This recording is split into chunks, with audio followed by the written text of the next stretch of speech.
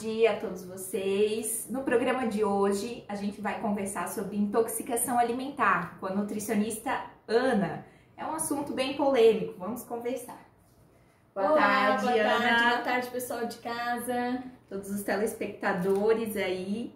Ana, então, ele é um assunto bem polêmico, pertinente. Um assunto super pertinente, faz parte do nosso dia a dia, faz parte da nossa alimentação. A gente tem que conversar sobre isso, né? É isso mesmo, Ana. Então, a gente reuniu algumas perguntas, né, dos telespectadores e a gente vai repassar para você e a gente vai esclarecendo e conversando sobre isso, Sim, né? A gente tem recebe várias perguntas nas redes sociais, no consultório, dúvidas sobre o que causa a intoxicação alimentar, da onde vem, o que fazer. Então, acho que é um assunto bem importante e a gente vai conversar sobre isso hoje. Verdade. Então, uma das perguntas, né, que a gente recebeu dos telespectadores é o que causa a intoxicação alimentar? Então, a intoxicação alimentar, ela é uma doença que ela tem como causa a ingestão de alimento ou uma bebida que está contaminado por algum micro-organismo, por sua toxina, né? Mas pode ser um fungo, pode ser uma bactéria, pode ser um vírus e acaba afetando o nosso sistema digestivo, né? Quais que são os tipos de bactérias que podem causar isso? Existem muitos tipos, pode ser salmonella, shigella, staphylococcus, os clostridiums, né? Tem vários tipos de bactérias que podem fazer mal para o nosso sistema digestivo. Várias bactérias. O que pode, né, permitir esse crescimento dessas bactérias? Vai depender de vários fatores de onde a bactéria está. Por exemplo, o pH, a temperatura, a atividade da água, se tem atividade de água ou não naquele meio, a relação que a bactéria tem com o oxigênio, se ela gosta ou não de oxigênio, e a radiação também pode fazer diferença. Vamos falar um pouquinho sobre duas delas, né? Então vamos falar sobre duas bactérias que causam intoxicação, que é a Clostridium perfringens e a Clostridium botulinum, nomes complicados. Pois é. Então, a Clostridium botulinum, ela é uma bactéria que tem uma forma de cotonete. É uma toxina que é capaz de bloquear a comunicação dos nervos do corpo humano e deixa a pele mais dura, mais resistente. É o que se usa no Botox, só que em quantidades pequenas, né? Então, para fins estéticos, eles aplicam na musculatura em quantidades seguras para paralisar somente aquela região. É a mesma, só que de formas diferentes, né? E a Clostridium perfringens, ela tem já um formato de bastão. Ana, mas aonde que se encontra essas bactérias, né? Então, o Clostridium botulinum, ele está distribuído no solo, nos legumes, nos vegetais, como a gente tem aqui, né? Frutas, mel, peixe, nos crustáceos também nas fezes humanas e nos excrementos dos animais. É interessante que o mel é um dos alimentos mais perigosos se for mal conservado. Por isso que a gente nunca deve dar mel para uma criança com menos de 1 ano. Alimentos enlatados, como esses aqui, e principalmente aqueles enlatados em casa, são fontes muito comuns dessa toxina ser ingerida, né? O Clostridium perfringens, ele é diferente, ele está mais comum na carne bovina, nas aves, nos molhos, nos alimentos desidratados e nos pré-cozidos que já estão contaminados. Então a gente tem que prestar muita atenção quando faz conserva em casa, né? Exatamente. Conserva em casa pode ser bem perigoso, né? Então depois a gente vai falar como prevenir a intoxicação, né? Então, Ana, quais os sintomas, né, para quem contrai essas bactérias? Sim, algumas cepas do Clostridium perfringens, eles causam uma gastroenterite, que pode ser de leve a moderada, mas em alguns casos pode ser grave, né, e lesionar o intestino delgado e muitas vezes até causar a morte.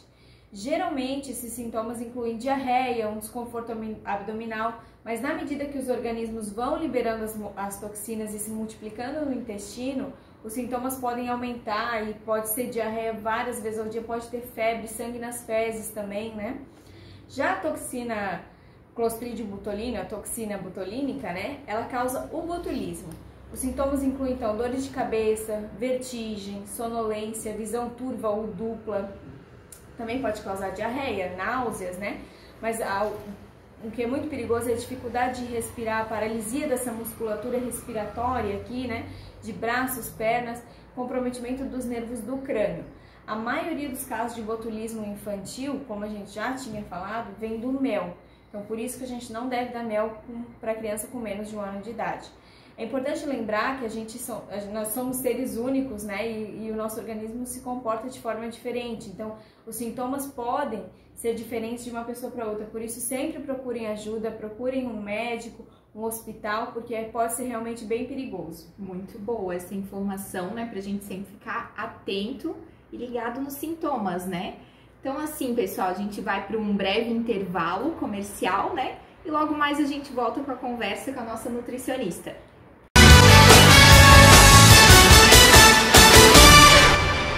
Vamos falar de coisa boa hoje? Vou mostrar para vocês o único produto milagroso do mundo inteiro que vai secar a sua barriga. Toalha Seca Mais. Além dela secar a sua barriga, ela seca suas pernas, seu pé, seus braços. Você precisa adquirir ela. O preço dela é R$3.000. Para adquirir esse produto, é só entrar em contato no número que está aparecendo na sua tela ou no site www.toalhasecamais.com.br. Então, voltando do nosso comercial, né? Hoje no nosso programa a gente está falando sobre intoxicação alimentar com a doutora Ana. Ela estava nos passando sobre as bactérias responsáveis e tudo mais, que são duas, né? Em específico que ela está comentando. Então, doutora Ana, quais as formas de prevenir isso, né? Isso é bem importante. Como é que a gente pode prevenir para o problema não acontecer, né? Então, na intoxicação por Clostridium perfringens, o melhor é que a gente refrigere prontamente a carne e reaqueça por completo. As sobras de carne que sobrou do almoço, aquela coisa, refrigera prontamente e quando for comer, reaquece por completo. E lembrar também de cozinhar bem as carnes, né? O botulismo, então, para prevenir ele, a gente deve evitar a ingestão de alimentos em conserva que estiverem com latas estufadas ou os vidros embaçados, como esse aqui. Vê se não está estufado, vê se o vidro está com uma boa aparência. Uma boa vedação, Exato. né? Sempre tem verificar. alguma coisa estranha, melhor não comer. Então, embalagens danificadas, que tem alterações no cheiro ou na aparência, no aspecto, descarta tudo. Já descartável. Produtos industrializados, conservas caseiras que não tenham segurança, que você não sente segurança, ou que são feitas de formas que não sigam os protocolos, por via das dúvidas, a gente tem que sempre ferver e cozinhar por pelo menos 15 minutos antes de serem consumidos. Comprei um palmito no mercado, não tenho certeza se é de uma empresa que segue todos os padrões, ferve por 15 minutos antes de consumir, né? As altas temperaturas, elas podem eliminar as toxinas do botulismo. Isso também porque o Clostridium botulinum, ele pode produzir a toxina em baixa temperatura. Então, refrigerar não é uma boa opção para ele, né? Tem que aquecer. Então, é bem isso. Às vezes a gente acha que está comprando no mercado, que está tudo certo. A gente tem que sempre, então, verificar as latas e tudo mais. Isso é uma boa dica, hein? Com certeza. Então, Ana, na verdade, assim, ó, como que se trata isso, né? Como que sai dessa, né, dessa questão? Caso a intoxicação já tenha acontecido, não conseguiu prevenir, né? Como é que a gente trata, então, os sintomas e a doença? No Clostridium perfringens não é tão complicado. O tratamento é feito, na maioria das vezes, com ingestão de líquidos e repouso e não é preciso antibiótico. Já o botulismo, ele é um pouquinho mais complicado. Ele deve ter cuidados de suporte e usar uma antitoxina, né? Qualquer pessoa que foi exposta à toxina botulínica, ela deve ser observada de maneira bastante cuidadosa. Pode ser usada a administração de carvão ativado, mas lembrando que sempre se deve procurar o hospital, porque tem ameaça à vida no botulismo, né? Então pode dar bastante complicação respiratória, então a gente sempre recomenda procurar um médico, procurar um hospital. É bem isso, às vezes a gente acha que não tem importância, né? Fica nessa questão de... Na dúvida, sempre procure o hospital. Sempre procurar um médico. Então, tudo certo, doutora Ana. Então, era essa a reportagem por hoje, né? Queria agradecer primeiramente a doutora Ana, que veio aqui bater esse papo com a gente. E a gente fica, então, para o próximo programa. Então tá, pessoal, obrigada pela oportunidade, uma ótima semana para todos, estamos sempre por aí. Então tá bom, obrigada para você, até mais, boa semana.